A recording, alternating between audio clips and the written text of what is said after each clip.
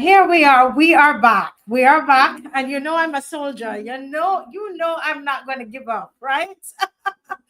So I'm going to ask you guys. I know you're waiting. You're just waiting on us, aren't you? So can you just if you have this link, you notice that we're back up. Please share it out. The 20 of you that just came back on, I'm going to give you some time to share. Please share it out in every WhatsApp group. Everybody, please share it out right now, so we could get back to where we were. Can you help me to do that? Thank you. Please help me before Mr. Murray comes back on. You know, it's so good that we're so accustomed. These things happen, and we're so accustomed to it now. We don't let it bother us at all. We keep moving.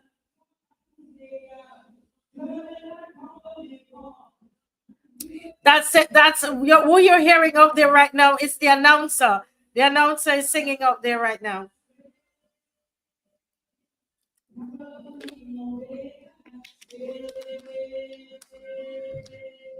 Okay, I'm waiting on you to like and to share. Okay, guys, we need you to like and share. I'm going to do so as well. Yes, we need to just let people know that we're on.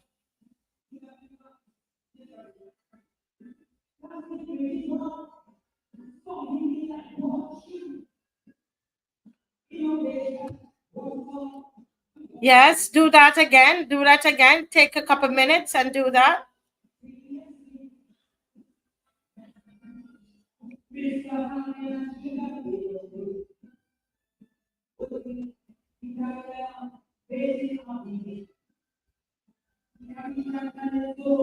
Okay, folks, giving you some time to like and share.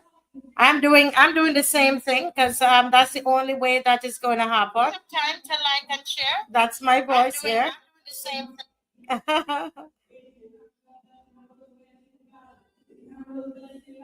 Okay, good. Thank you, Shirley. Thanks to everybody who's done that.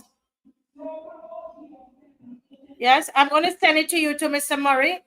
Mr. Murray, if you can share it out, you will see. I'm going to send you something in a few seconds.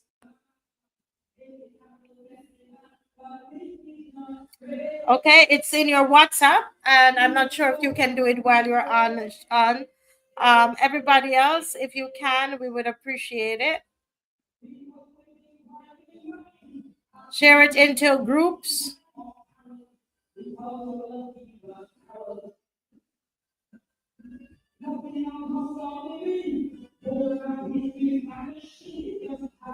Yeah. Okay, guys, are we sharing?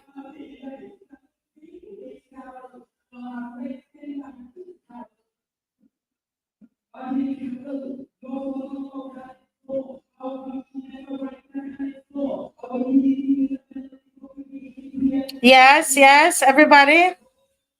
You're right. This show can't be stopped.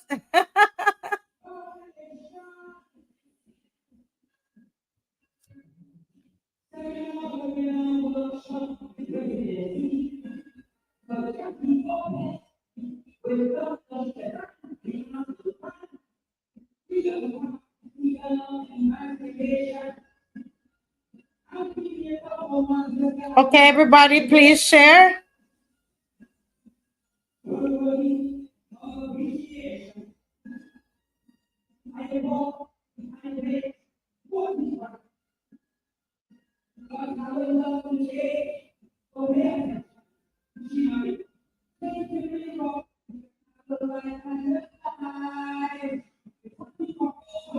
Okay, we're sharing? All right, we're going to continue as we will continue. Yes, good night again, Mr. Murray. Do you remember? Can you recall where I was when we had the break? Honestly, because I so much has happened in that short space of time. Okay. I had to change cameras, change so many things. That's honestly. All right. Just let me give you a quick. I reached a point in my approach of objecting to the the basic indifference has been paid to our rising incidence of illiteracy. And they made reference to the fact that there was a 5-week national summer camp program getting Yes. underway for South, right? Okay, all that was carried. And so I reached the point where I was quoting Dr. Bob, who was a literacy specialist, and who has literacy camp, and she was saying that her final word, she was saying that if your child reaches 10 years old and cannot read, it is your fault.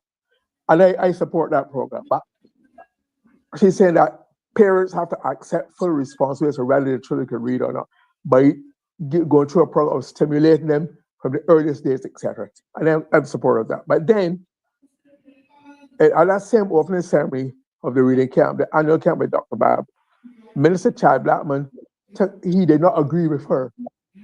That is the parents' responsibility. He said, and he's the Minister of Educational Transformation, which is supposed to reform us.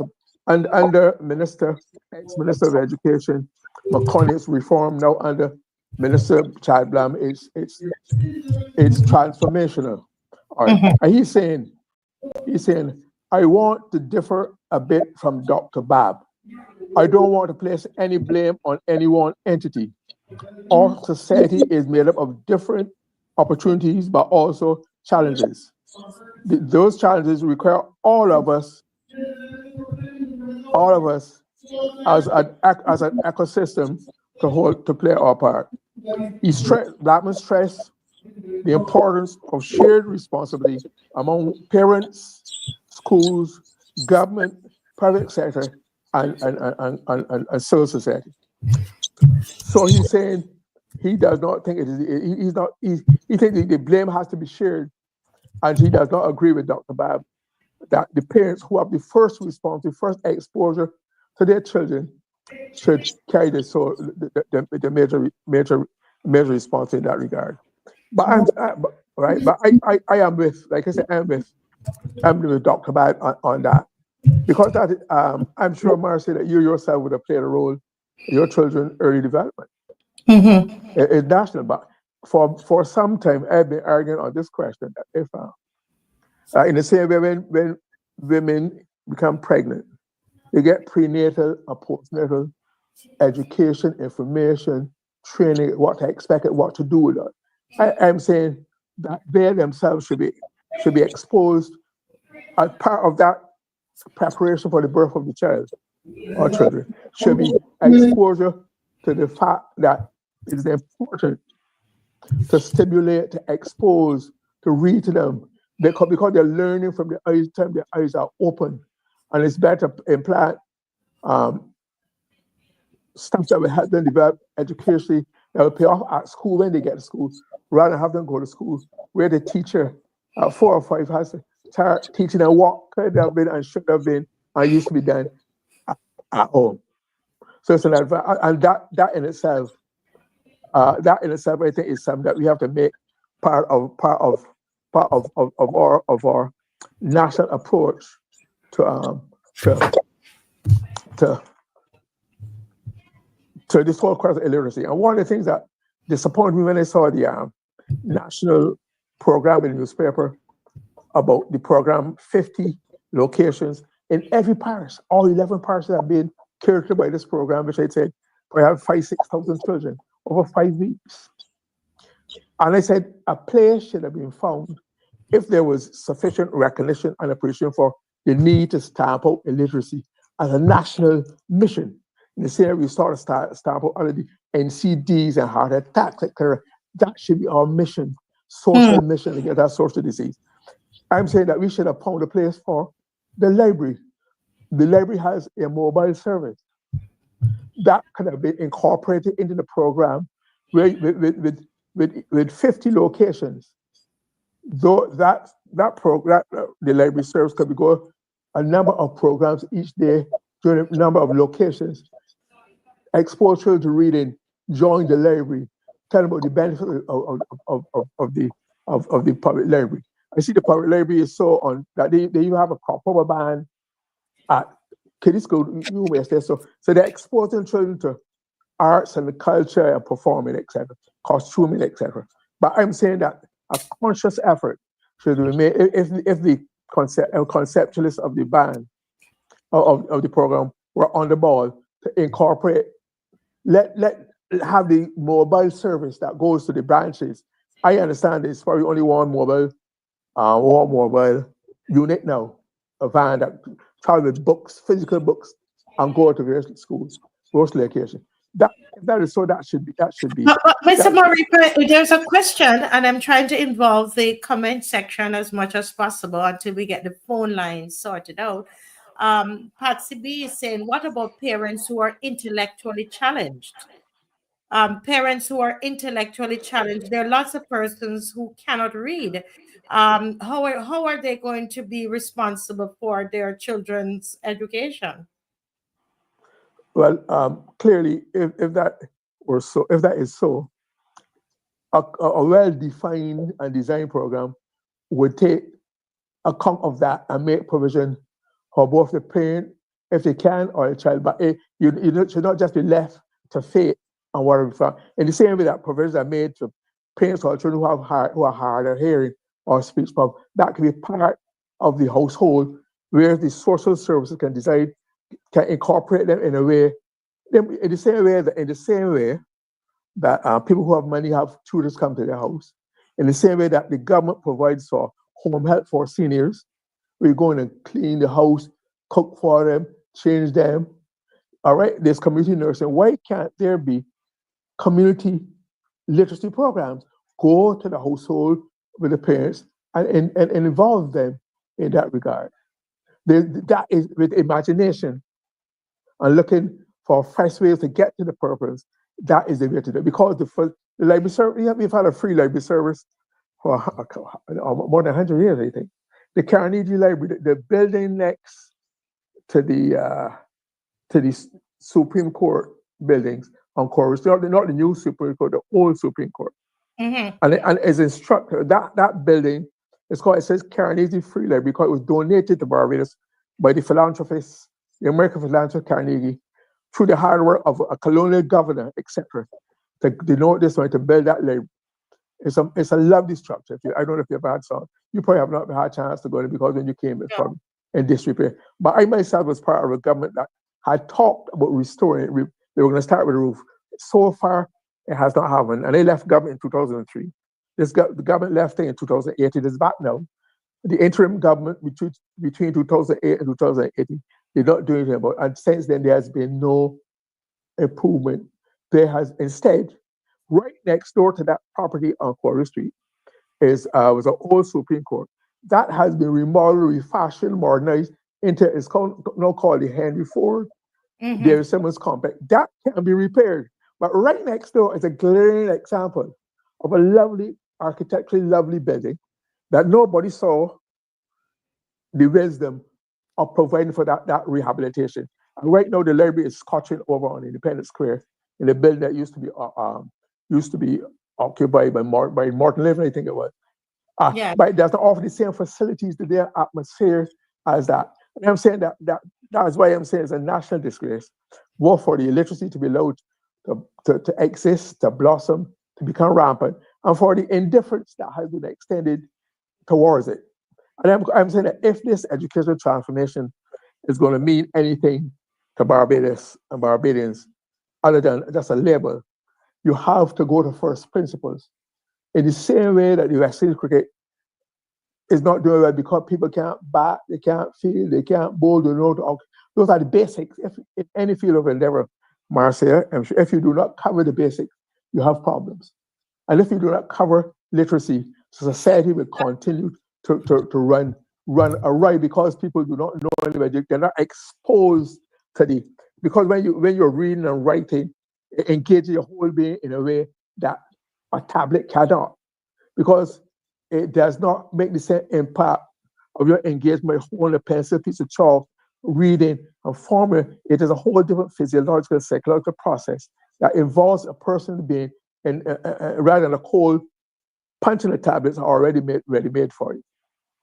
You want to say something, Marcia? Yeah, I was I'm back at this question that the person had about the parents who cannot read. I remember um, living in Jamaica, and the Jamal program was established through the Michael Manley government, and that is something as a child I could remember very, very clearly.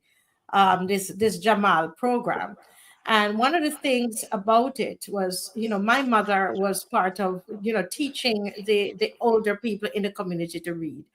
So the truth of the matter is that unless those community programs are in place, I tend to understand what Mr. Chad Blackman is saying, is that at this stage, to put it entirely at the parents, it's a little, unless I'm misunderstanding what you're saying, it's not, you can't, because there's so many. I'm thinking of even going back, looking at some of the children that I have met, whether they're 14, 15, who can't read, their parents can barely read, so we have to be able, outside of those community programs, which I think, as you're saying, is the only way that it can be solved, is if the community, like that Jamal program, comes together to help that child and to help the parent. Outside of that, what are we going to do? Because we don't have those programs in Barbados at the moment. So a parent who cannot read at the moment, who is illiterate, how, outside of those programs as that you're talking about, how would they help their child? I was saying that is a responsibility of the state Okay. to work to provide those kind of, in the same way they provide vaccines or school meals. Say if you feed the body, you feed the mind. And I'm saying that an alert member of parliament, for example, who is catering to the needs, should be able to identify the person, even if being this, he should be able to identify the person if a member of parliament, he or she is in close contact with his households, observe their behavior, observe, they should be aware and therefore initiate the help to come to them rather than discourage that. So the same way it could do for vaccine, inoculate the children for the meals, etc. Though in the same way you know when they want meals, in the same way you know when they want medical attention, that is all part of the social service. The initiative, but I'm saying that, first of all, while that can be done, that is the government's responsibility and society in general. A parent should be so well aware of the needs and development needs and stages of their children that they themselves can be aware, even if they themselves can't. My mother tells me that I had a great grandmother who had come offspring of a slave, could not read or write, but she ran a shop out of her head. She subdued that with a fantastic memory, can tell what you credited there, to how much money you paid, etc. So I'm saying there's a way of compensating for the acknowledgement, but you have to acknowledge it first and book a program to do it. Otherwise, I remember a brother-in-law of mine who was an education officer, then he's dead now. He was a teacher, education officer, then he was principal at Early College. When he retired, he went to work in the prisons teaching prisoners to read. And he said that he would have a class of about 20, 30, all loud and aggressive, want to fight, can't communicate, very hostile. And by the time they're able to write the letter A, B, C, by the time they could write their name, Barbados here? In Barbados? in Barbados, they Wait a became, minute, because that's important point. Because I saw that someone was saying before we had the break, when the whole thing, the show had stopped. Somebody said, why are you saying that there is a widespread illiteracy rate in Barbados? Why or a widespread illiteracy in Barbados? Where's the stats for it? But you're saying that in the prison, that years ago your family member goes in and try to teach them to write the letter A yeah, in and, Barbados? yeah, yes. And even more than that, their eyes open, literally open wide to me when they can learn to write their own name and recognize, they give them identity, their behavior and attitude. How long ago was that, Mr. Murray? As I was thinking about 20, about 27 years ago. That was then. But there was a story recently from I think Sherry Willoughby, Yes. or someone who said that 95% of people are reading like 3-year-olds. But the Let's criminals repeat they that, doing. because the person who asked the question is not in Barbados. So, what this study that was because they were asking about the surveys and so on.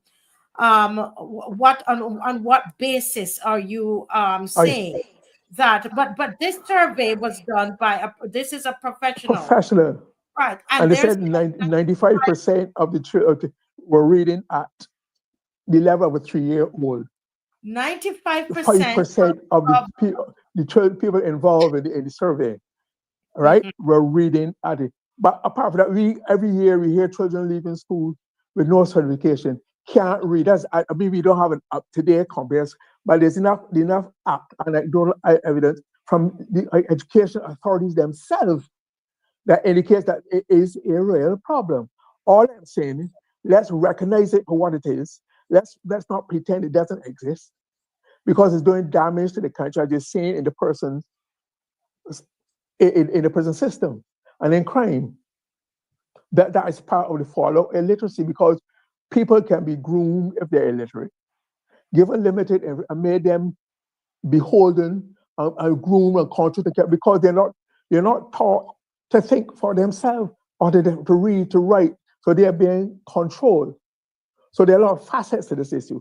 I'm saying it's not beyond Barbados, where we took pride in education.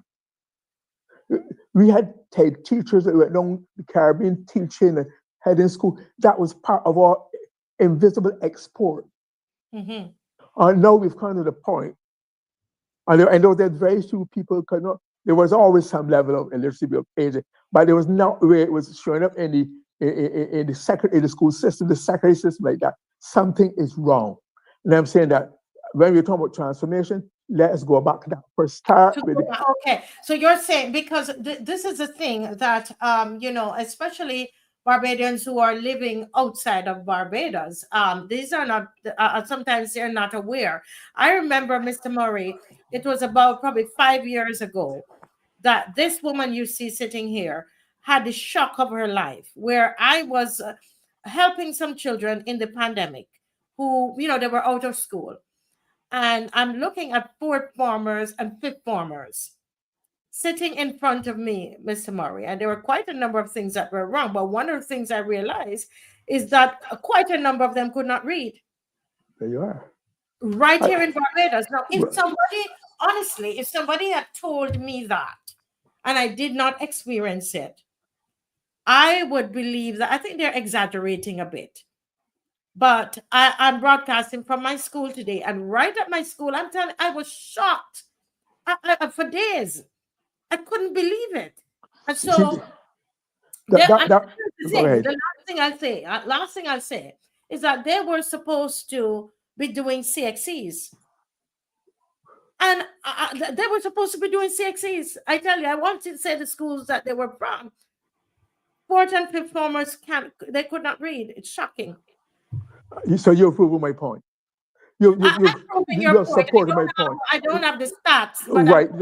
Right. But the point in this area, for those persons abroad who might be think that in this area, Barbados, the image of Barbados in the society changed as regards crime. It has happened in other areas of social change for the worse. So, and in this area, you would never have, given our historical perception and stereotype of a highly literate society, literacy in the high 90s, one would not therefore conclude that there could be illiteracy or such rampant illiteracy. But the reality is that in the same way that there is crime as an evidence of social decay in Barbados, I'm saying the illiteracy, the level and extent of illiteracy, is also a sign of the decay in the fundamentals of the educational system. And if you do not recognize that, we'll just be, you know what they say about if you put lipstick on a pig, it's still a pig. Yes. All right. If It's true. we used to be a say in Barbados, you don't put icing on gingerbread. You put icing on a cake, not on because you're really covering up an inferior product with some that is semblance of goodness and sweetness and niceness. The two don't match. I'm saying that unless we have a frontal, comprehensive, realistic approach, all this money and effort that we are talking about in anything will be a waste of time. Will come to Mhm. You That's know, all. and someone is saying here, there, I'm trying to get some of the comments in before Miss McLean comes in. Someone says here that how are they? I think it's Pedro who said it. How are they going to be able to do education reform? If the children, if we're having such high illiteracy rate, um, but someone says here, I just want to read a couple of the comments, Mr. Yeah. Murray. Give me a moment here. There's an interesting one here. Why am I not seeing it anymore?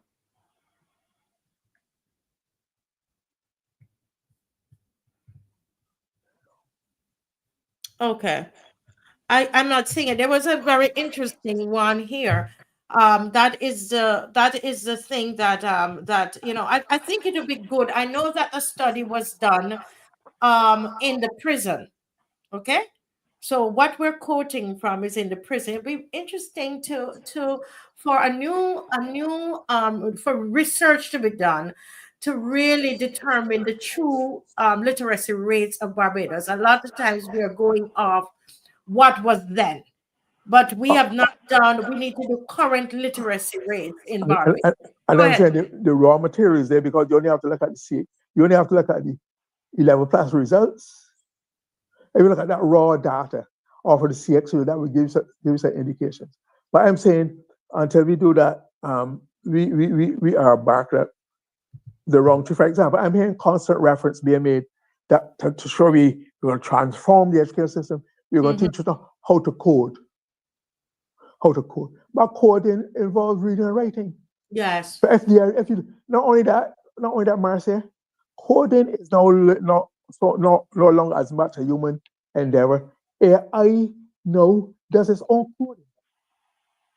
So we might very well be producing people with the training for an occupation that no longer exists because given the rampant spread of AI, that's almost aborted. For example, I also heard saying that there's going to be labs in schools, in primary schools, to teach children how to read beats, how to create beats, musical beats. But if you're into music, you still have to be able to read and write too. Mm-hmm. So Well, I'm saying all of that is just hold a camouflage. minute here. Adrian Hines is saying that he has two comments here, and I would love for him. He said if someone claims that there is widespread illiteracy, they would need to back that up with official statistics, academic studies, or credibility survey. And he's saying here, hold a second, he's saying that the raw data does not suggest illiteracy is widespread in Barbados.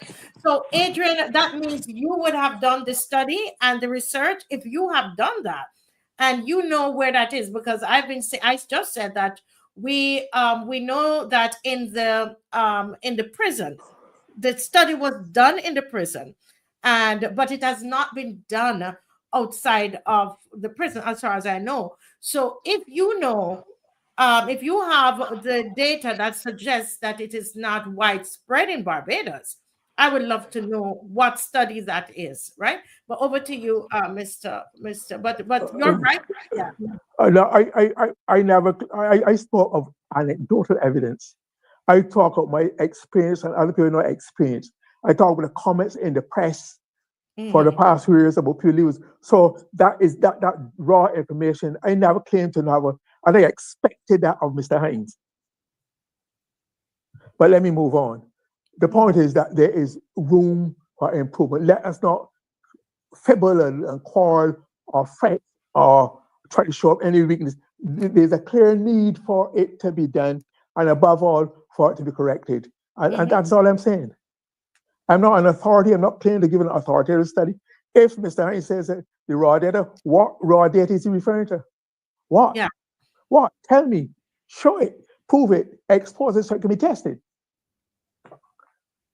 So that is basically my. Right. I'm saying that we should not, as a society, in the same way that 40 or 69, 59, 65, 66 years ago, Fidel Castro was not satisfied with illiteracy.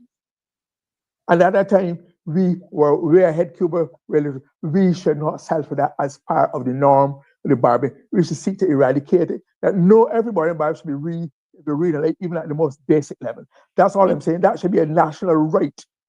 That should be a human right for every Barbadian that the Okay. government does that. And it's good housing, good roads, good health, good education. Reading and writing should be the basic. Should be that is the least qualified factors that should be in the average Barbadian's life.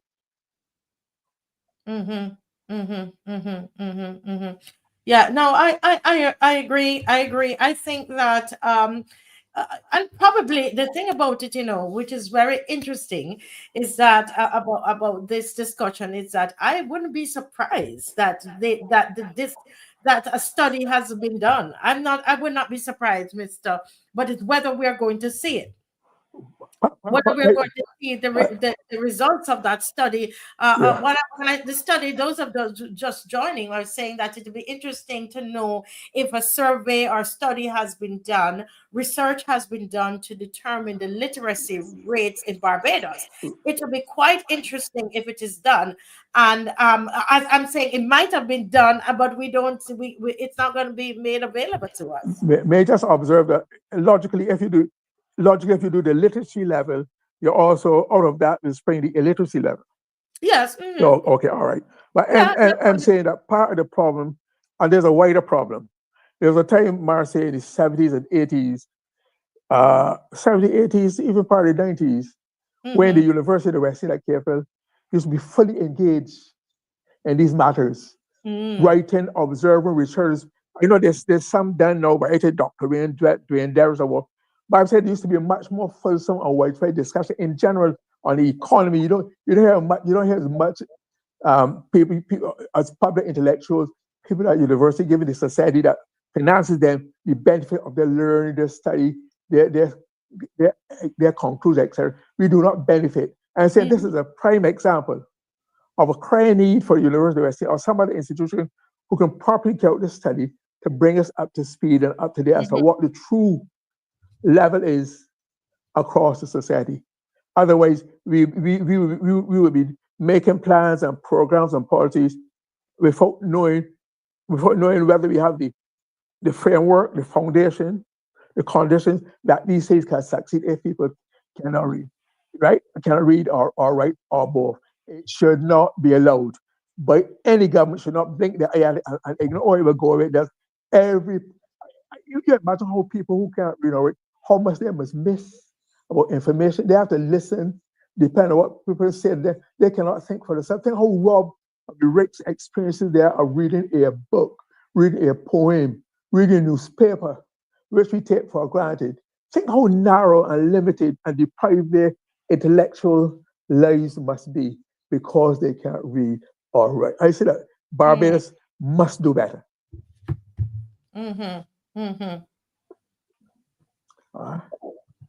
Yeah, but let me see. Mariette is saying there is data even regarding the inequality of educational outcomes as to the performance of boys versus girls. This is why I'm feeling that I have a feeling that they've done this. It is that it's not out to the same way that they were able to go into the prison and do that.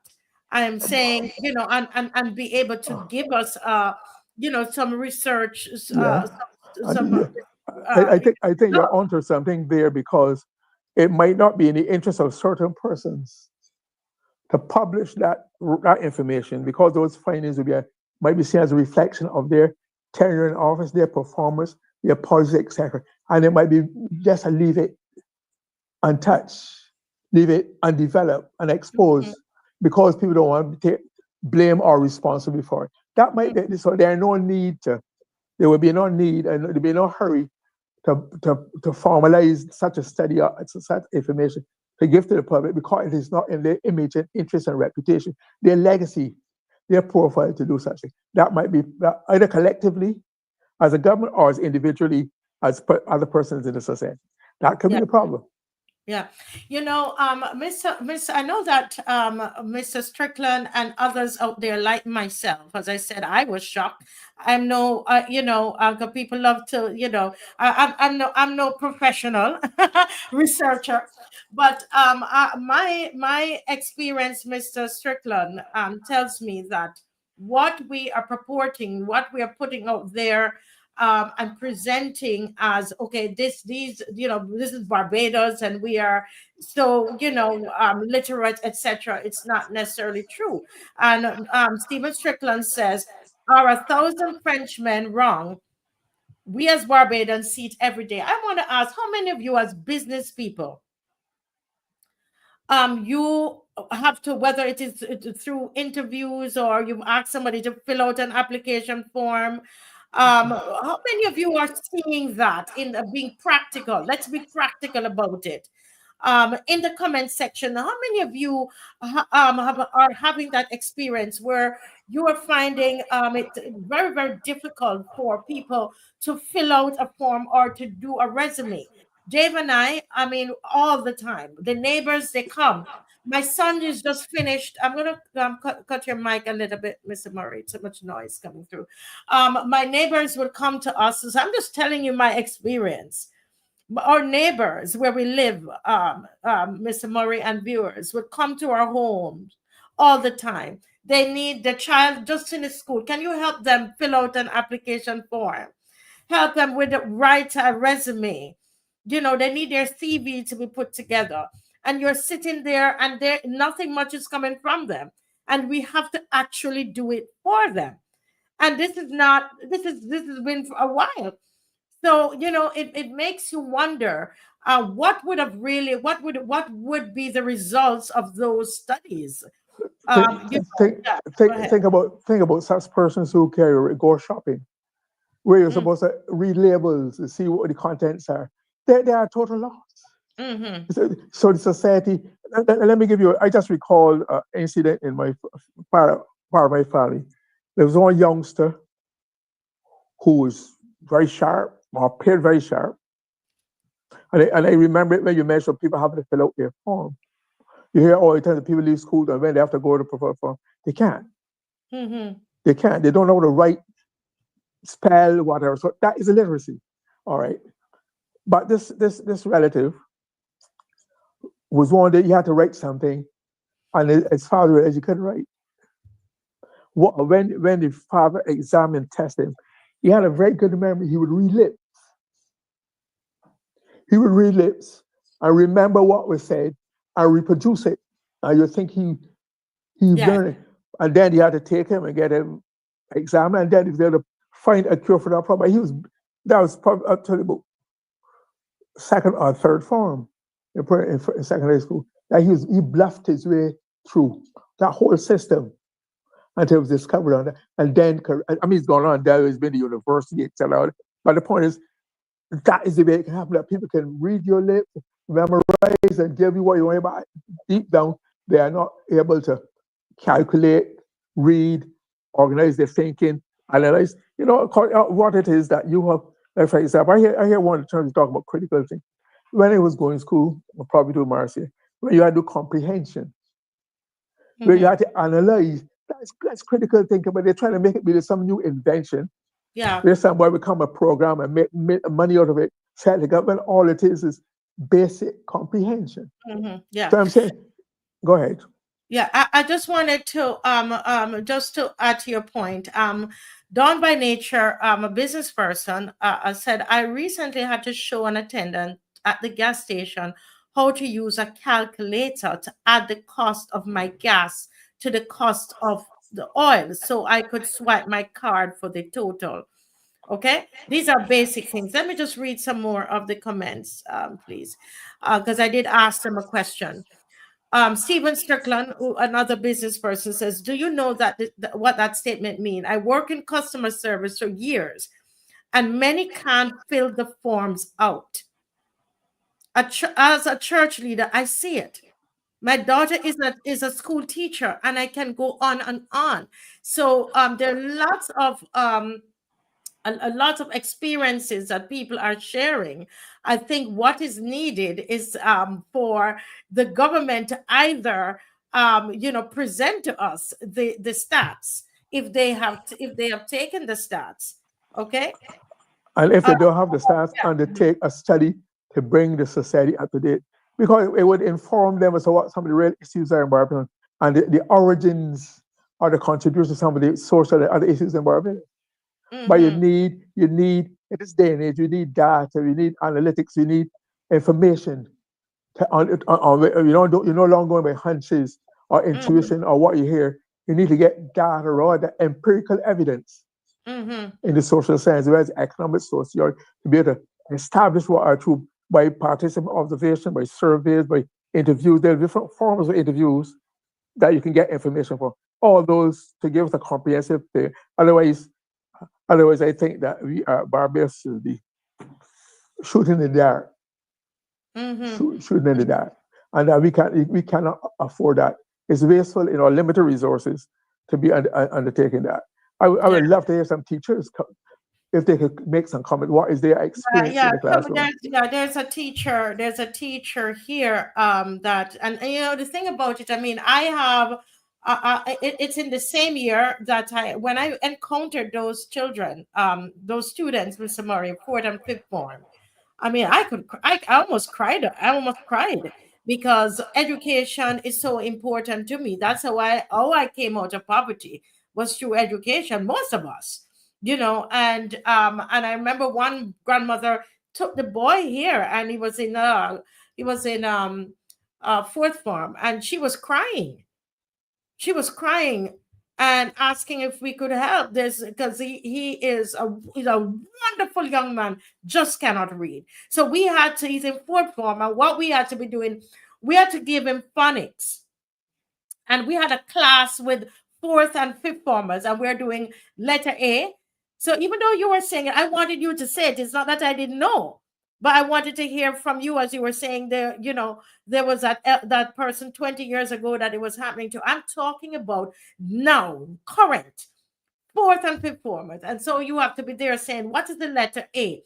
This is the long A. The long A is A, and the short A is A. Fourth and fifth formers, nobody can tell me that I didn't do that. I did that. I used to hold reading classes on my veranda in the middle of COVID, even though it was a lockdown. I used to let them come out, they come and they sit on my veranda, and I put the book through and try to help them to read. Reading is so, it's so fundamental. So we can't put our heads in the sand. But I keep saying, I believe this government has the research studies. What Miss McLean is here, I'm going to let her come in. Go ahead, Clyde.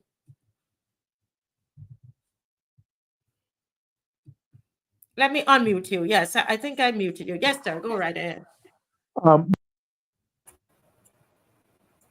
Muted yet. One of the reasons why, let me give you my personal, one of the reasons why I'm so gung-ho and so enthusiastic about early stimulation. I might have told this story already on the show. When I had two older sisters, and we used to live across a cane ground from Grace Hill School, and they would walk across the cane ground to go to school. I followed them one morning into the school, and the teacher said, "What are you doing in here, young man?" I said, "I am here to do what my sisters are doing." And I was about 3. I remember that yesterday, they sat me down on the floor and gave me some blocks, with different colors and letters, and I never looked back. That was it. And my mother, my dear mother, we always had an appreciation for education. If on a Sunday we did not have money to buy a piece of pork or beef for Sunday lunch, my mother always found money to buy a Sunday Advocate. We all read the newspaper, discuss it. So there was an appreciation. My mother said they don't go to secondary school, but she had an appreciation for education. I went to school on scholarships, otherwise I could have gotten it. Right? So I'm saying that there used to be I don't know if Maxine can join. There used to be and that almost a natural village societal-wide appreciation for the value of education as an activity in its own right for the sake of just expanding your mindset. And there was an appreciation from that, but that seems to have declined now because more. I can't explain. I don't know the reasons, but certainly it is not as extensive and as strong as before. Maybe that's part of the societal change. I don't know if Maxine might have her views on that. Yes, Miss Hi, good McLean. evening. Welcome. Very unusual show tonight. Before you make your comment, I want to ask everybody once again to like and to share. And we started the show and had to restart. Had some technical challenges. The show just completely went. I haven't had that in a long time. So we're going to ask you to like and share. Please do that while Miss McLean is making her comment, and we're going to move into another discussion because I know that you want to talk about migration as well. Okay, so Yeah, go well, right. thanks. Yeah, you make this comment, and then we're going to change. We're going to change the conversation. Go ahead, please. Yeah, well, I was going to say the two things are linked. In fact, as I was listening to Glenn earlier, I then saw some serious connections that we also have to make.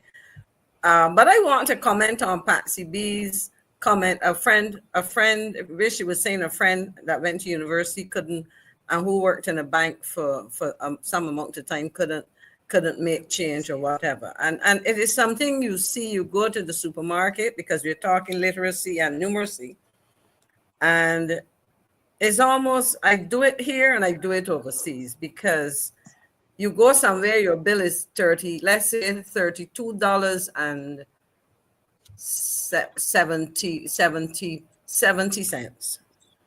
And I would give the person $52.75 of, 3/4 or whatever the case, because it's 70 cents. And they look at me. I've had it happen in Barbados and I've had it happen in the US on many occasions. The person said, "You've given me too much money." I said, "Yes, I have given you more money than the bill, but I want you to give me back change in a specific way." In other words, if it's 32 something and I give you 52, I want back a $20 bill. And they're confused. And so they're looking at me. I said, "Just put the figure into the machine as I gave it to you, and you would see exactly what happens." We have a problem. And I think, Glenn, you're correct. A lot of parents, well, both my parents were like you, they didn't go to secondary school. My father turned out to be a pupil teacher for a little while, he said, and we could talk about that another time. But my concern is, even as we start to talk about free movement and everything, what is going to become of our labor force if they cannot compete in a very basic way, if we have large numbers? Because you mentioned the fact that people, I'm sure you had this experience, Glenn. Can you help me with this form? I forgot my glasses at home. And the person probably never wore a pair of glasses in his or her life. But they simply will not be comfortable saying, "I cannot read." And so it is a problem because we are coming from a place where, and the truth is, if you talk to some of those you used to call it seven standard, Right? Standard persons, not only could they read and write, their penmanship was excellent. They could write, if they had to write a letter, not only was the letter grammatically correct, but it was very legible because they had good handwriting. They were taught to write in many instances. But we really are having a problem. And my question is, when we see the deterioration in the standards, because at the end of the day, if you might recall, I don't know if you recall me discussing recently what is supposed, or what used to happen, and what I believe is supposed to happen in our primary schools in terms of criterion testing.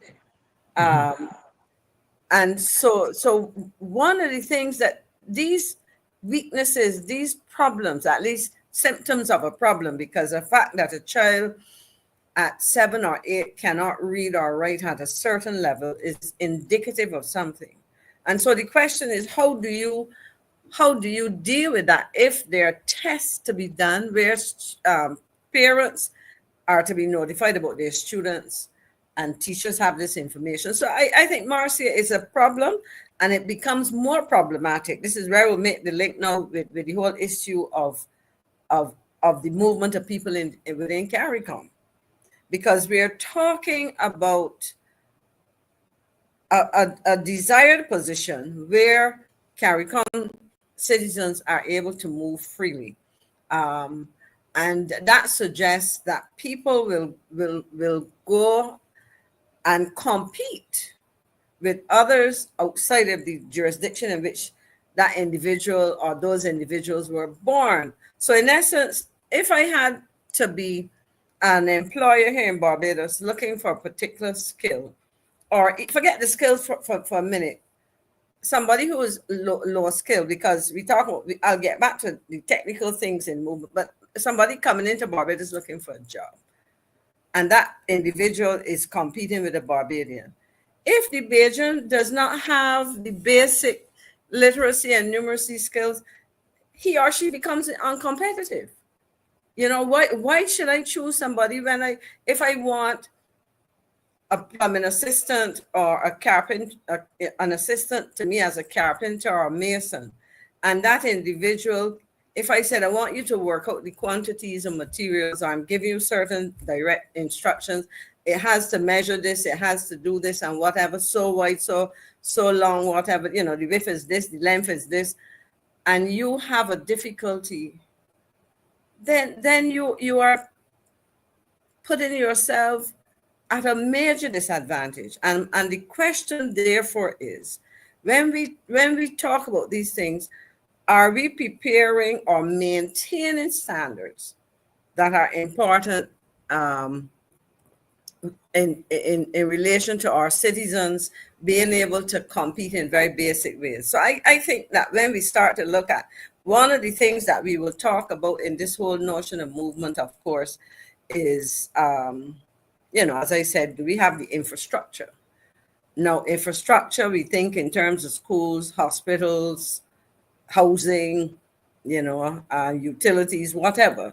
But one of the things we also have to think about, what happens in a society where, because we are seeing failing schools, that our youngsters will find themselves not being able to compete at certain levels. Now, so I think that's the connection. So if I could segue into the issue of immigration or migration and movement, because I think at the end of we as part of CARICOM, this is something that has been pursued for a long time. But I want to suggest that while there is of a necessity concerns about the impact of free movement, there are a lot of other issues that relate to the movement of people in Caribbean. And I think a critical part of a discussion has to be, what are the existing arrangements for the movement of people around CARICOM? And I would tell you that from my years working, well, the 11 months, because I was directly responsible for immigration for an 11-month period, and then for the rest of the 10-year period that I served in cabinet, these issues became a part of things that I had to deal with. But I will say this, and I offer anybody to challenge me on it, that when we talk about free movement and we talk about the movement of skilled nationals, as set out in Article 46 of the revised Treaty of Chaguaramas, those two things at this point in time pale in significance to the what I would call the regular movement of nationals from across the region. Because remember, one of the things that has been agreed to is an automatic 6-month stay.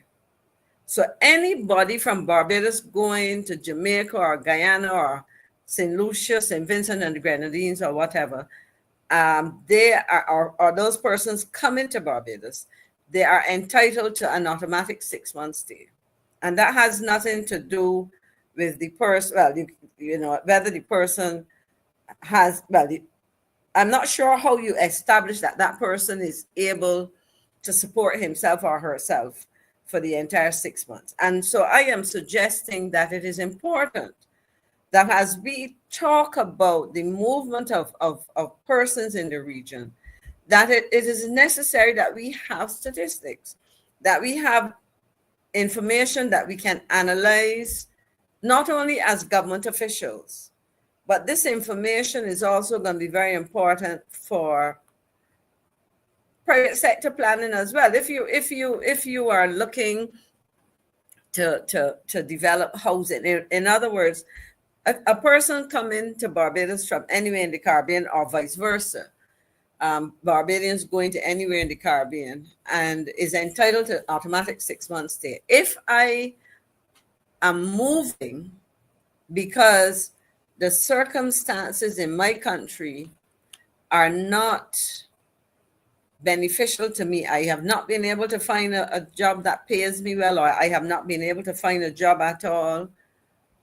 If I am somebody who has criminal intent, and that is something we have to factor into this whole movement, if I am such a person and I come here, there are a number of things that, you know, can I support myself? And if I cannot support myself for 6 months, what happens? Do I start to get involved in what I would call the black market, whether it is working for somebody without the requisite work permit? Because remember, free movement does not apply to everybody.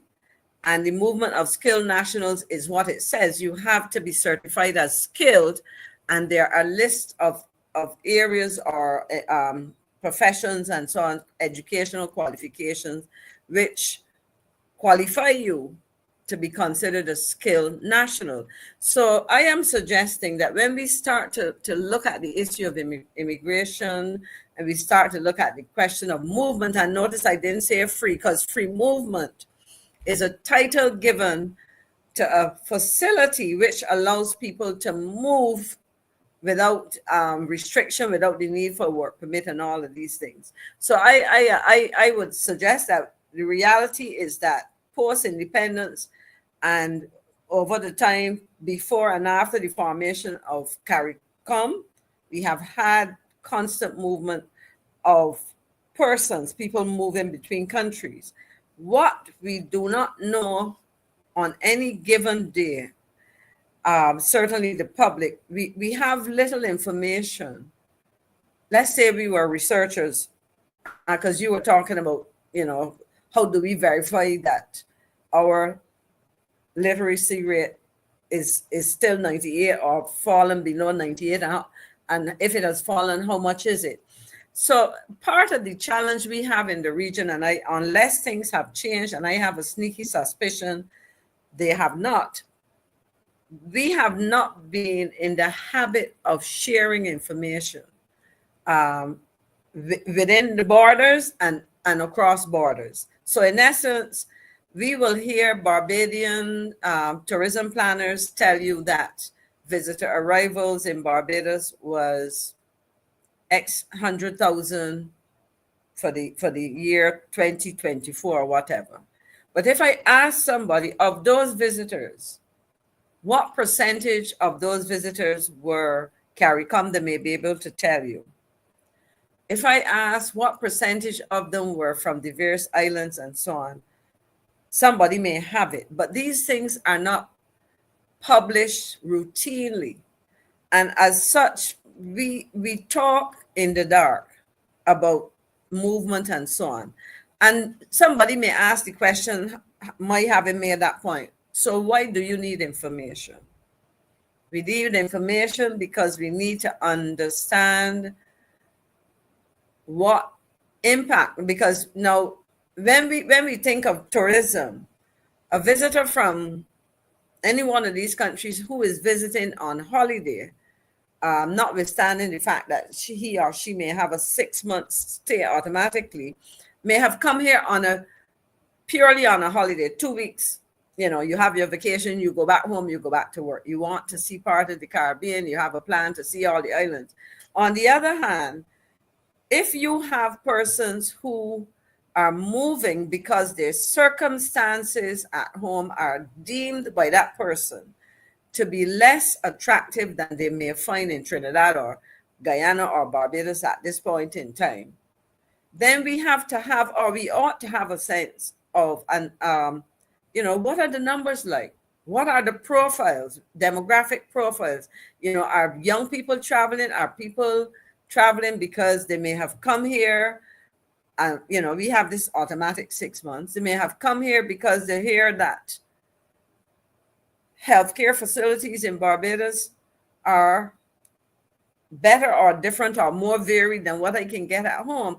So I think at the end of the day, it is not simply a situation where people are saying, and certainly from my perspective, when I look at this, we don't want others to come here, or we worry that they will simply come to take your jobs.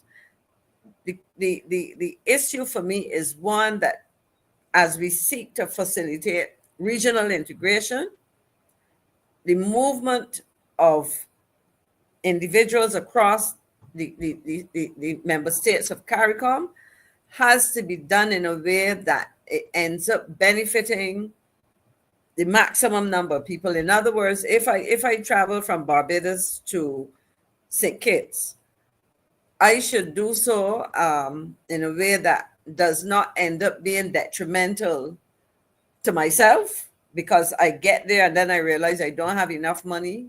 I never anticipated what the cost of living is, or, well, in the case of Barbados, our currency is, in terms of exchanges, our currency is stronger.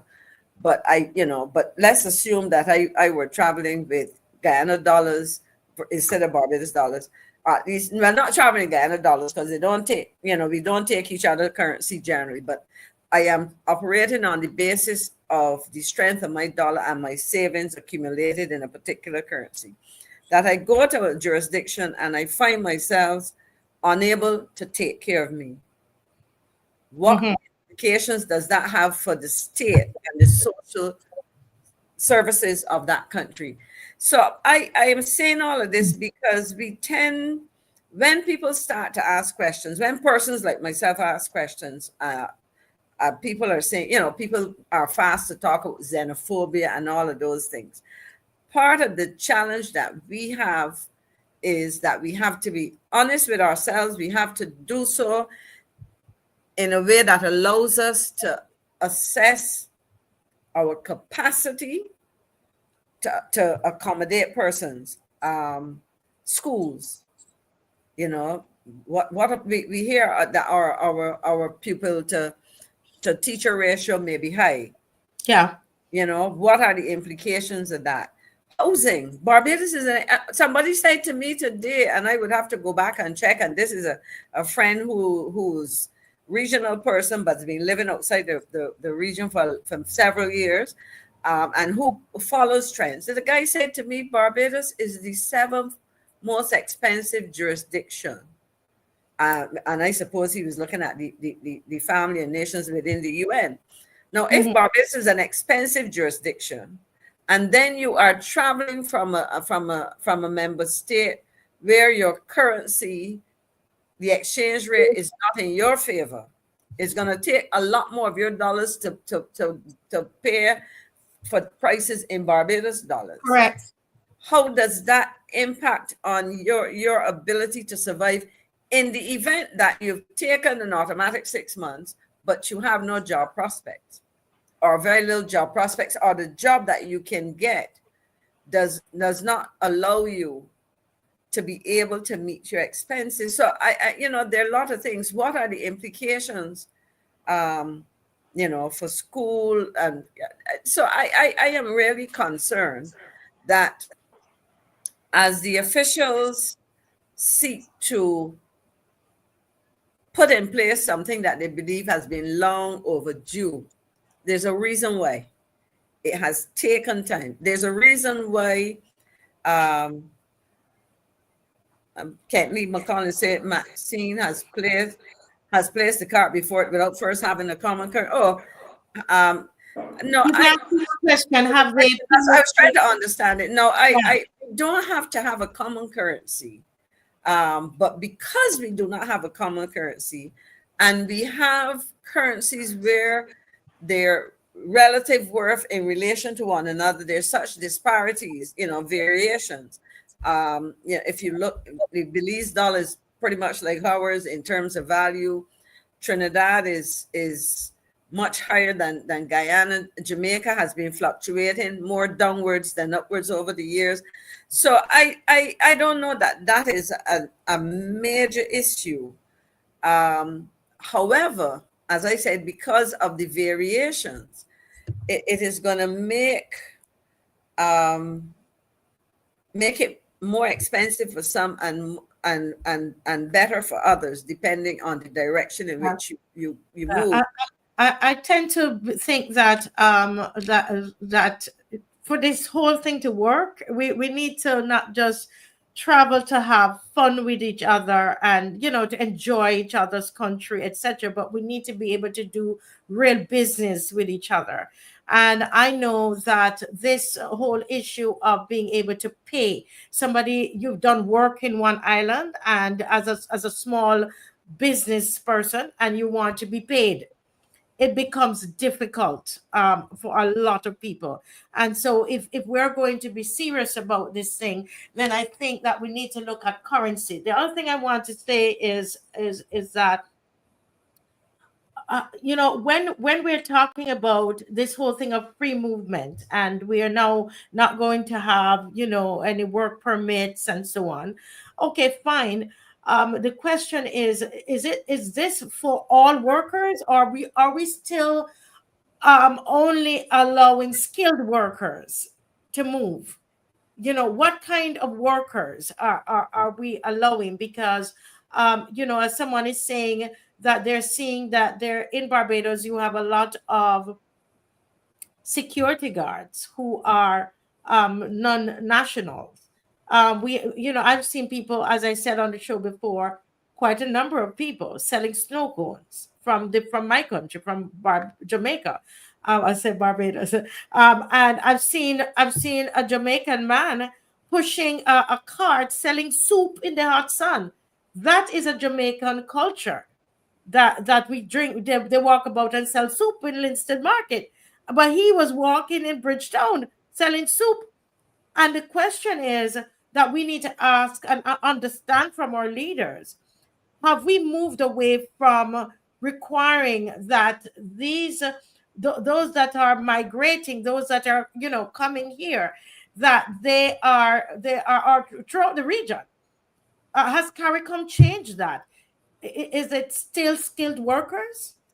No, but you see, that is why I would say, Marcia, that we have to look and recognize that there are several things in place at the same time. Free movement, which is being undertaken now by 4 member states. I think it's Barbados, Dominica, Belize, and it's St. Vincent and the Grenadines. I think it is. This was announced at the last Heads of Government meeting earlier this month. Now, free movement is what it says it is, right? That you are removing restrictions, and so people can move and look for jobs. They don't have to get a work permit, and whatever the case may be. Now, you have raised an important question. If before it was restricted in terms of skilled nationals, and I was looking for the section in Article 46. I think what they were telling you, it's in the initial stages, and I think they've added to the list with the movement of skilled community nationals. It referred to university graduates, media persons, sports persons, artists and musicians, and they've added some more to that, I believe, recently. Now, clearly, with the movement of skilled, it is not any skilled or every skilled, and it was pretty restricted. But here somebody said they say a Jamaican man selling coconut in a push cart as Yes. well. What But is it? We need to understand what is it. but you see, that Jamaican man has not moved under any skill. Well, I presume not, because he could have moved and didn't find a job. But it is highly unlikely that that person moved. They would have come here probably under the automatic 6 months. Mm-hmm. Remember, I mentioned that there's the automatic 6 months, anybody can take it. Now, if I think about it, somebody who's going to be selling water or soup in the way you described it, well, the person is hardworking and whatever the case may be, they are engaging in something that's low skill and informal, right? They're now becoming a part of what I suspect will be the informal economy. That individual is not employed, is not paying national insurance, right? And so on. So in essence, what may happen, what you're seeing, and I've noticed it a lot, the individuals who are here now, the question is, and this is where statistics will help us, how many people could, because even if you come as a skill, there's a process. If you come under the automatic 6 months and you end up working, go to the gas stations and listen to the accents of most of the attendants at the gas stations. And you would find that a number of them are from other islands, go on the work sites. So the question is, these are not persons for the most part, well, certainly a gas station attendant is not going to be considered a skilled national. So they most likely would have had to get a work permit, or they are working, can't even say below the radar because they're public, but they're working in jobs where you have to ask some serious questions, because they'll be working for minimum wage. Yes, and I have to say this, Ms. McLean, you've touched that point there, because that person who was selling the snow cone was working for somebody else. So it wasn't their snow cone cart. Okay. They were employed. And so when we're talking, and these are, to me, this is an important question for us to look at. We need to look at this, because to ask, I need to say, to ask, because if they come in 6 months, they come under the 6 months program, and therefore they need a work permit. Now, what is being said is that work permit is no longer required. No. No? That only applies in the case of Barbados to the other 3 countries who have signed off on free movement. On the other, right now we have the full membership of CARICOM. Right. But as of is it August the 1st? I would have to go back and see. But I will at the head of government meeting in July. The announcement was made that 4 countries, Barbados, Belize, Dominica, St. Vincent and the Grenadines, have agreed to engage in free movement. It means that a Barbadian citizen can pick up and leave here and go to Belize, Dominica, St. Vincent and the Grenadines, as though you were a Barbadian coming back home. That does not apply to the other members. You're correct. You're correct. And so, but you see, now you have, and this is what I was getting at and you touched on it when you gave the concrete example. Because people are talking about free movement, that is not the only way people move. And I can say this, that if I use the statistics that I used to get, and I could explain again, I've mentioned it before, how I was getting those statistics as a minister routinely.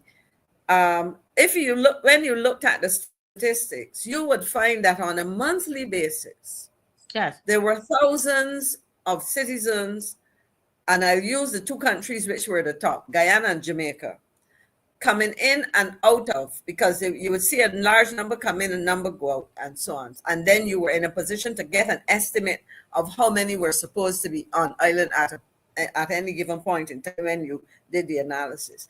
Now, when you got statistics for skill movement, There used to be a handful of people relative to the total number of persons who entered or left the country from any one of the jurisdictions. And I can hazard a guess that at this point in time, those numbers would reflect the same kind of ratios.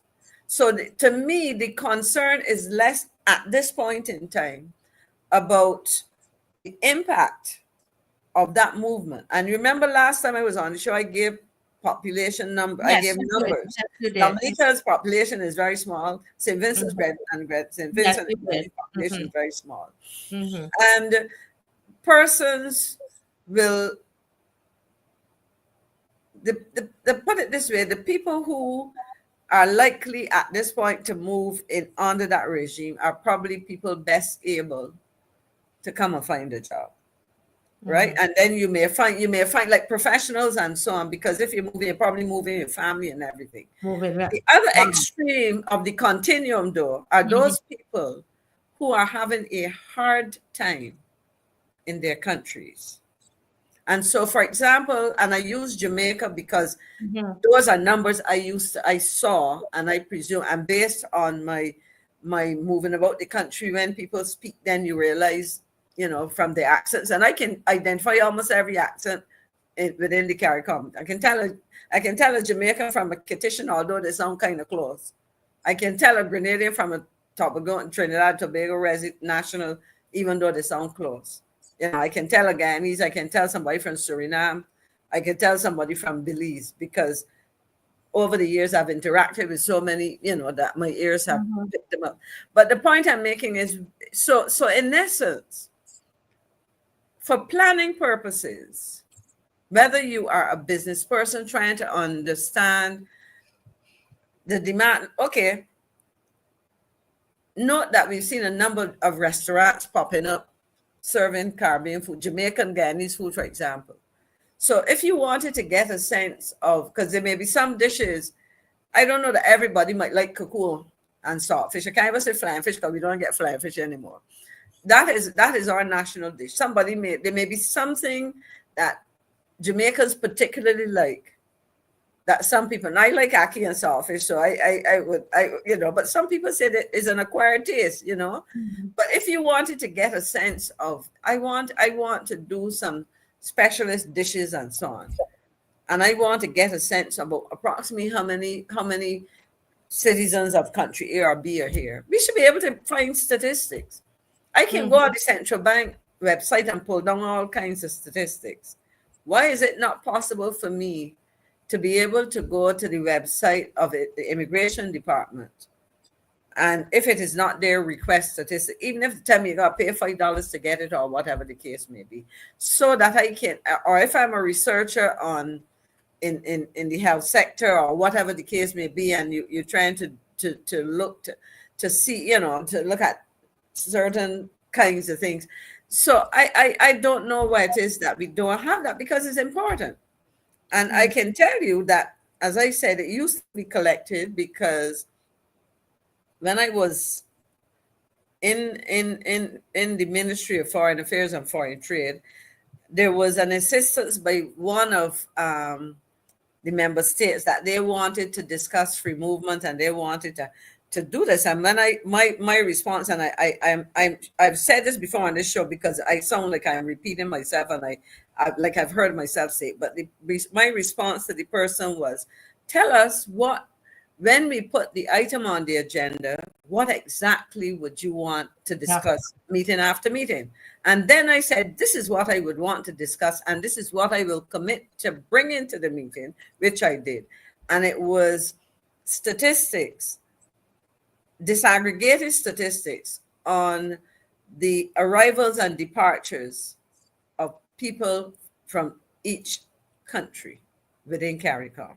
So at a glance, let's say you could look over a 6 months period and say 50,000 people came into Barbados from the member states. They were broken down like this: 20% from here, 10% from here, 5% from here. You can look and then realize that the net arrivals or the net stays, not arrivals, because I would say net stay being arriving and depart, you subtract the two. would be such and such, and therefore we can estimate, if we do an analysis of statistics for a 2-year period or whatever, that we should have about X numbers of people who came into the country illegally and can be identified because they will show up on your immigration records or whatever the case may be. And all of that is important for planning purposes. Think now of people who are moving freely. If the numbers of countries participating increases between now and the next heads of government, which is February next year, because the meetings are held twice a year. February, which they call the intersessional, and then the main meeting in July.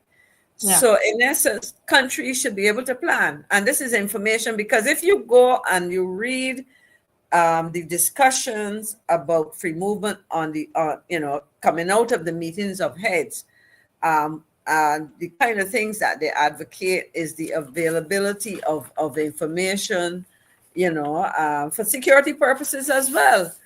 Yeah.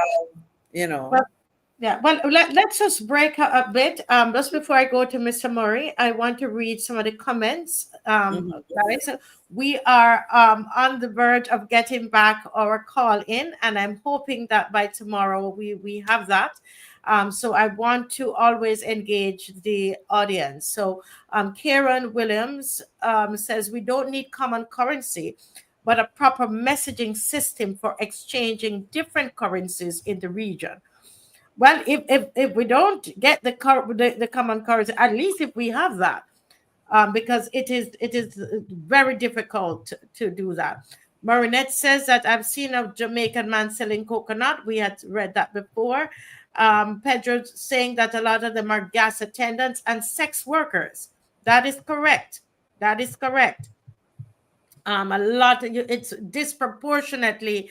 A lot of the sex workers are from various different countries. I know we're hearing from Dominican Republic, because, they're saying that they make better sex workers, or black men. They like the light skin and the long hair. So and I'm serious, and there is and they've been on island for years. Yeah, there's a feud between the black sex workers with hair like mine, right? And those that are from Dominican Republic with lighter skin. So the sex workers that are closer to looking white, they're taking over the market. And so the girls, they're very upset about that, okay? And again, that's a whole different discussion, Pedro. And the Bajan girls are vexed with everybody because they've been pushed out the Bajan girls are upset. Blaine is looking on. Anecdotal says it seems like a lot of low-paying jobs are taken by non-nationals. Somebody says Hurricane. Just reading a comment. Says female and male workers of the night obviously will export their skills regionally. Let me just read quickly. Kent McConlin says this free movement will primarily facilitate vending, like the open markets we're seeing in Cheapside and Swan Street. There are not many jobs available here for even university graduates. Well, I know that about university graduates. This is not. That's another aspect that we have to talk about. That we didn't even touch on yet. Yeah, let me just read a couple more. Keep putting the comments there. We're going to try to read as many of them. There was Sunny who had an interesting comment. Sunny, I'm looking for it. I read it earlier. Dave is not with me tonight. Oh, she said, Bajans are uniquely gracious people in this region. Look at what is happening in Europe. Please don't let in people that don't share your beautiful values. That's another point of it, and it is true. It is. Yeah, but let's hear from Mr. Murray. Can we hear from Mr. Murray? Hold your point there, Miss McLean, please. Mr. Murray, you are. Did I mute you, or you muted yourself? Go right ahead. I can't. My muting thing has disappeared. So you'll have. If I mute you, you have to unmute me. I'm good. Okay. Yes. All right, good. Now, I thought that was a fascinating discussion. All kind of questions being asked, information being proffered or queried. And it made me realize that how long ago has it been that this announcement was made early July. It's almost the end of July, and I'm yet to hear the Prime Minister's comment on this development. Realize that? I've heard comments from Mr. Commission, who sings for supper, who is his bidding. I heard Minister Simmons, who tried to pass it off one of the greatest and a historic, something that we've been longing for years. All that, but where is the Prime Minister's voice in this? This is free movement is all part of the CSME. She is the Prime Minister, lead Prime Minister on CSME. Where's her voice on this? We need information. The reason why people are asking so many questions because we've had little or no information, except for the bare one that has come out from Prime Minister Holness. And we need to be assured that this process there's a policy, there's a program, there's a structure, there's a process, and it will not just happen willy-nilly as has happened to so many things. And that's part of the problem of CARICOM. Part of the CARICOM is lack of sharing of information. Prime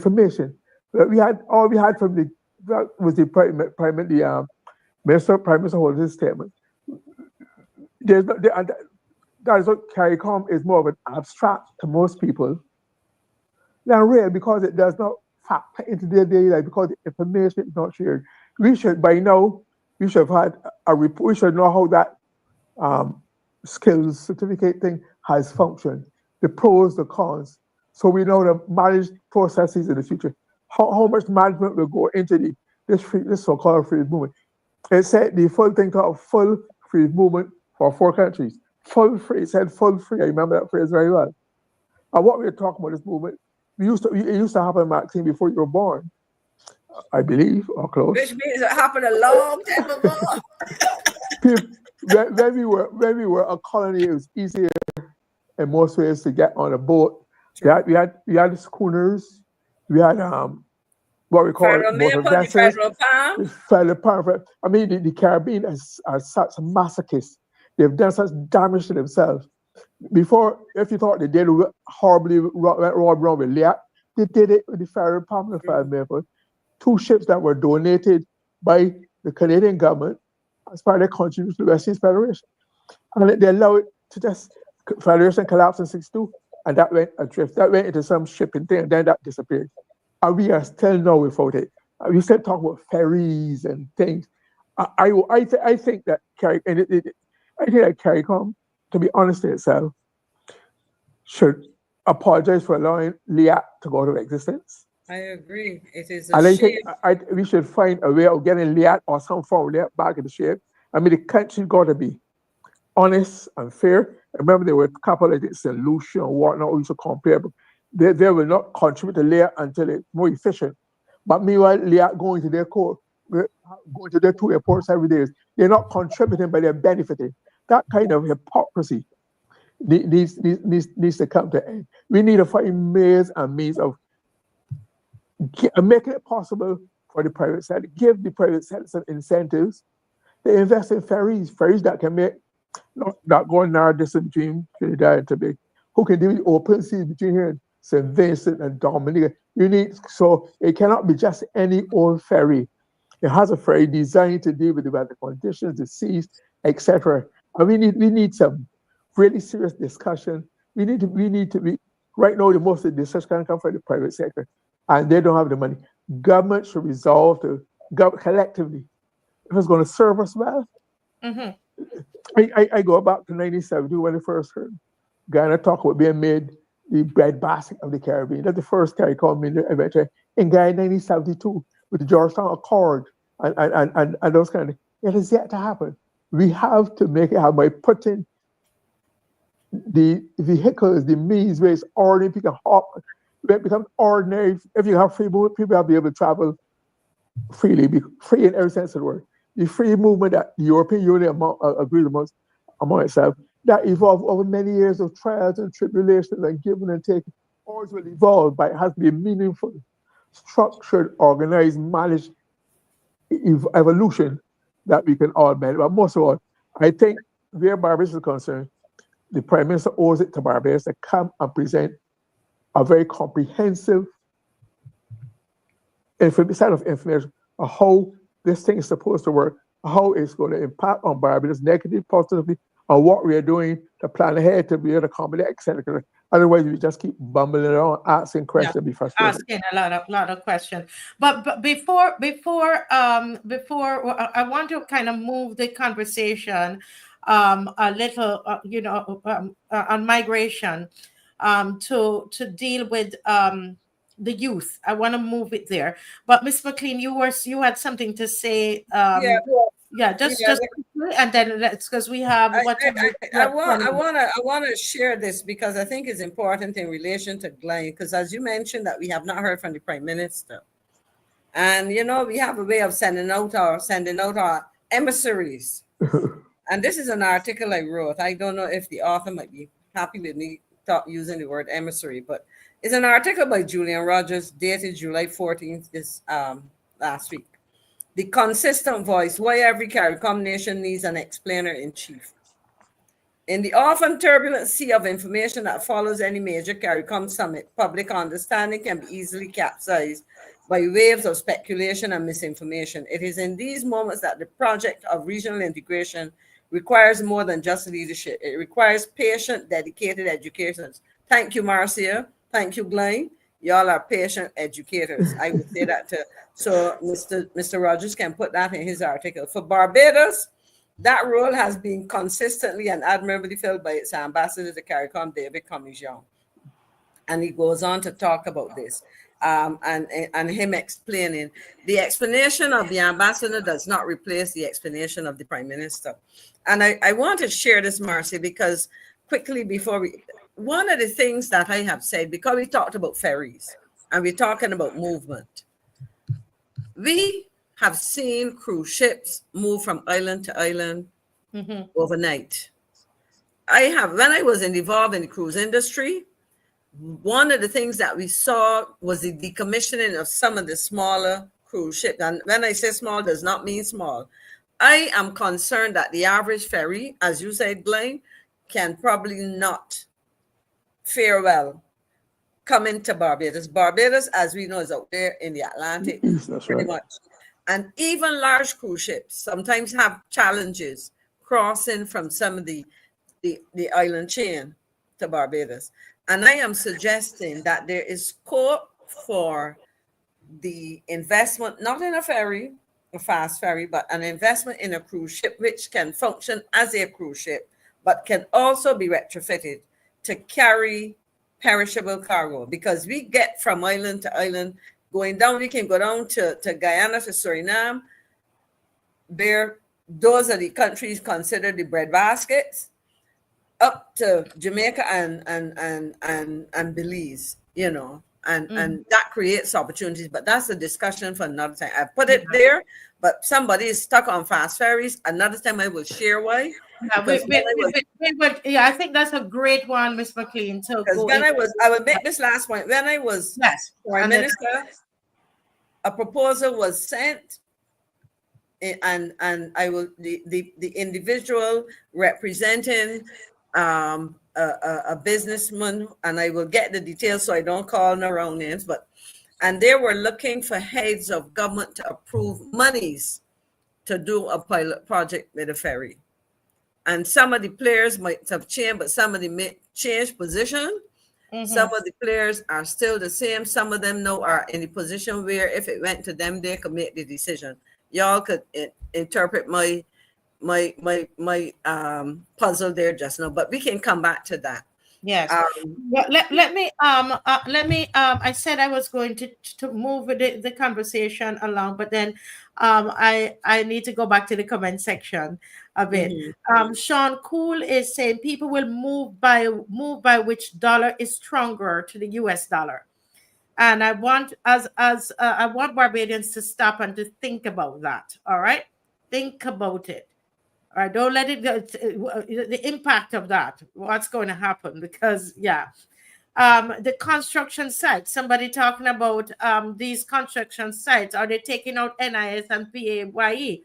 I don't know. I have some construction friends who watch the show. If you can message me and let me know, because they're the ones who have been saying to me that they note that they on the sites that they manage, that they're seeing a lot more non-nationals than ever before. Are they taking out NIS and PAYE? Okay, interesting. Here we go. I'm just trying to find things that are meaningful. Seems Barbados is uniquely easy in the region in how it treats migrant workers, including from government policies. I've worked in 3 other territories to have seen otherwise. Interesting. I'll say that we have great labor laws on the books, thanks to Dr. Esther Bayo-Suku, and under the DLP. A lot has changed. I just put a video up on my channel for people to watch, to see that what they have done. We need to showcase that. Let's just read about. Ryan Rock is saying we have to be honest that this free movement of people has been exploited in order to enlarge the voting abilities for a particular group. And I'm gonna say for the BLP, I have met so many Jamaicans, and I can tell you who they now say. They say me, I love them. I am reporting what they've said to me. They said me, I love Jamaicans, right? And that I just sent you a similar comment from somebody. They said me, I love Jamaicans, and they tell me that they now are able to vote, right? And let me see the comment, Miss McLean. We're supposed to read the people's comments, and we're commenting. They said here. Let me read Miss McLean's. Yeah, the free movement is also about padding the voters list. How many of you believe that? That's probably where we need to take the conversation. How many of you out there listening, do you believe that it is really about padding the voters list? Dominica, notorious for that. I have seen that from being there. Not just what the people told me, but I also read the report from the external watchers, those who are watching the observers of the election. They speak of these things in documents that I've read. So a lot of these places, that's a question. So let's hear from people. If you think that, somebody's saying Bajans getting pushed up maybe to diminish social service rights, dues, and pensions. Is it being allowed? Interesting. Interesting. Yeah, but any comments about the voter padding, guys, Miss McLean, or it's something people have said it. I can tell you of an instance where somebody working for somebody I know is alleged to have said that they arrived in Barbados 6 months ago. They now have not a work permit, permanent residence. It's somebody from Jamaica. They have permanent residence. And the comment was, I cannot wait to vote for Mayor Monley.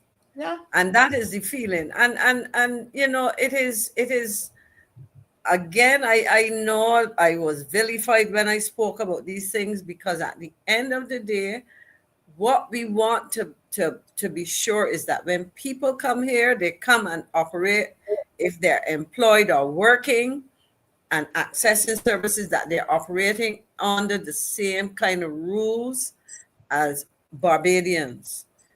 The issue of national insurance, and it is easy, as I said, it would be fairly easy to look. We have a lot of construction going on, but every day I go to the beach, I am reminded that the number of Barbadians on the construction sites that I see are few and far between, as they say. They're few.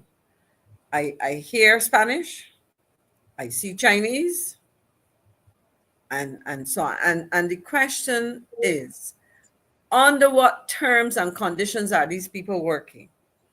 Are they paying national insurance? Are they even being paid salaries in Barbados? Or are salaries being paid overseas to recruiting or supplying agencies. Now, and that's not only the Chinese, because we have governments have had, well, let me say this. The initial arrangement with Chinese was large, with the government of China was largely about government projects. Over time, that has morphed into other kinds of things. But my concern is that we cannot consistently have that category of worker who is traditionally seen as an employee working in some kind of arrangement where they do not pay national insurance, where they are not treated as employees. Because at the end of the day, we hear a lot about the need to build up the national insurance scheme to ensure that the older people will be able to get their pensions, because the nature of that scheme is that you have this rotating thing that continues, you know. So I think that we need to get a lot of information, and I repeat something because we discussed this and we started this discussion about 2 weeks ago or so. And Mr. Strickland can speak to this when he talks about national insurance. There were people who were inspectors. I have seen them come to businesses, and you have to demonstrate that you are making payments. You identify the number of employees and so on. You're making the requisite payments, both the employer's contribution and the deduction from the employee, and remitting this to national insurance, that these things are happening. But if we are going to see a whole set of workers who are people who are not even being paid, who might be given an allowance because maybe some people may decide I need my money to support my family in Venezuela or Colombia or Mexico or wherever they come from, you know. And so I only need so much to live. I'm going to live in minimally acceptable housing conditions. I'm going to eat, sparingly and whatever else. But so in essence, now that introduces an economic issue. How much are we getting as an economy out of some of those arrangements? Yes, yeah. Let me hear, Mr. Murray. Yes, I'll unmute you, sir. Yeah, I'm saying I only recently heard Minister Jordan, who is supposed to be Minister of Labor, saying that it is now the responsibility of employees to check with INS to see if the employees are paid in on their behalf. That now becomes the responsibility of the worker. Like Maxie said, it used to be inspectors that went out and check. I understand that because of the IMF, a lot of those, don't forget, the IMF comes out of a culture where rights have little or no, there are no trade unions to the extent in North America, those places, So they have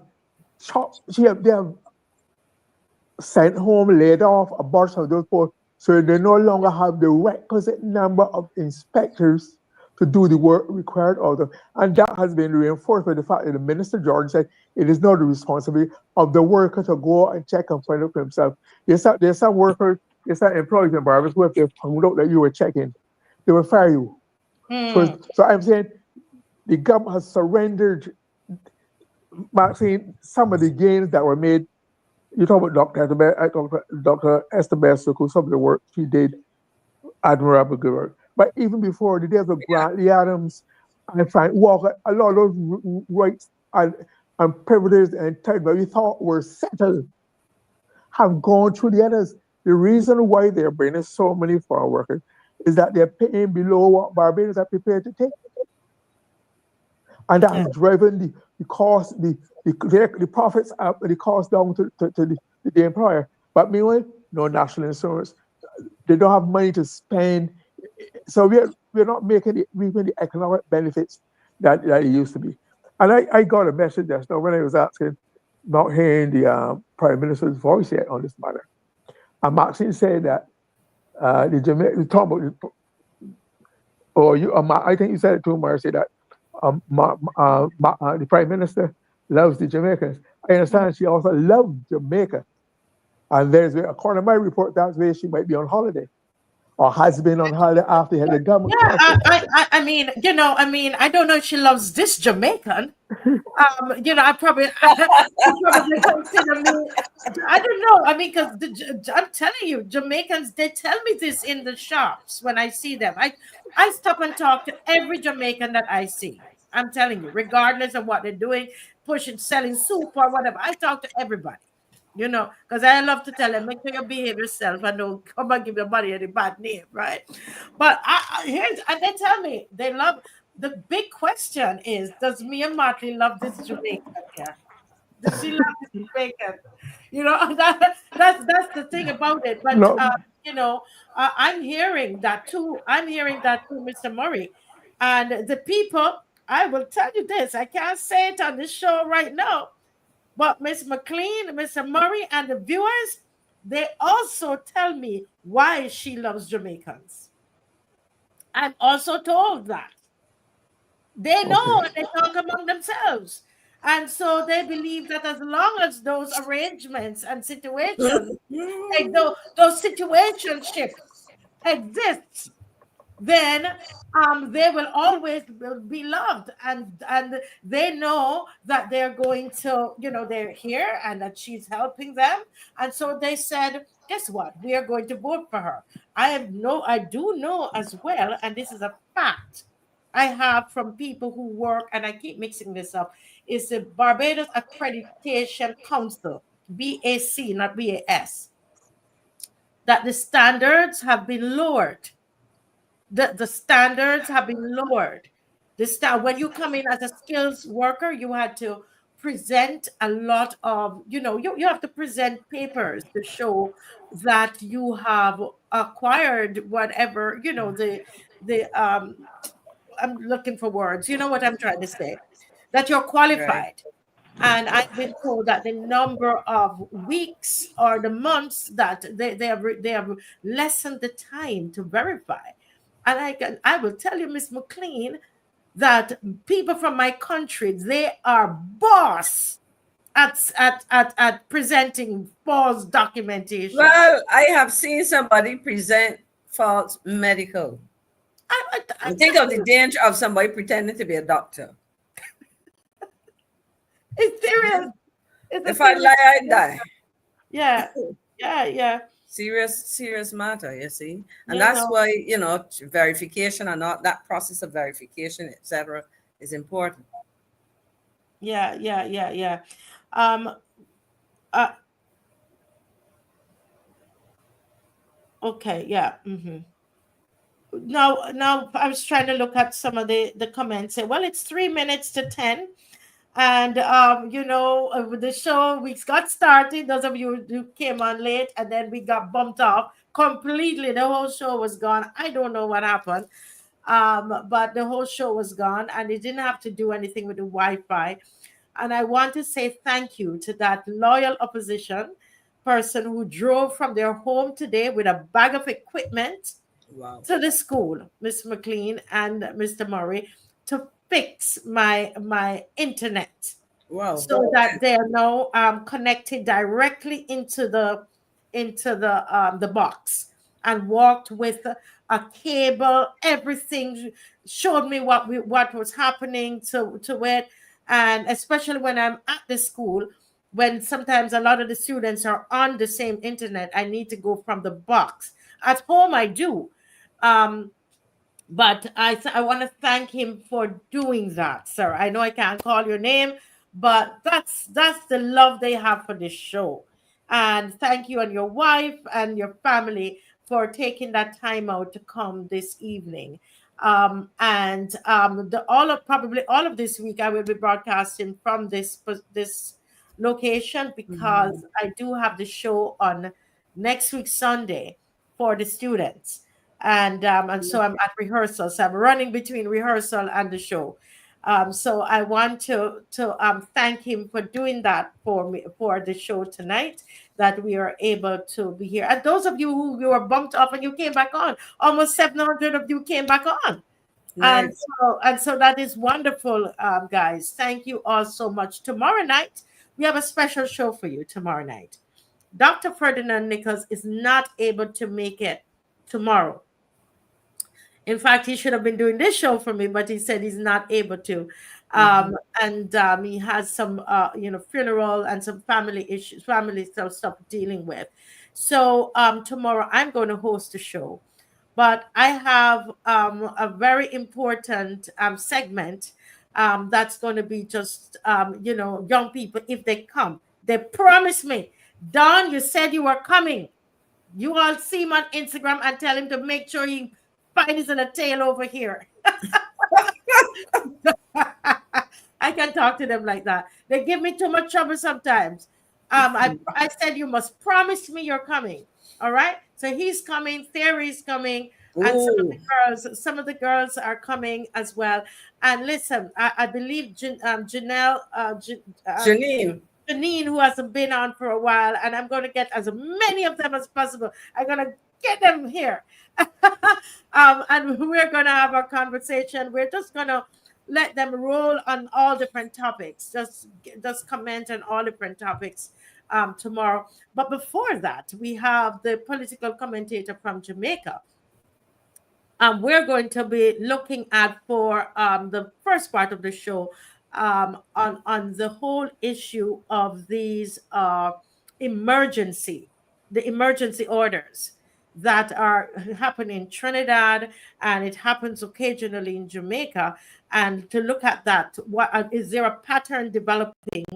And we're going to look at that very, very closely tomorrow.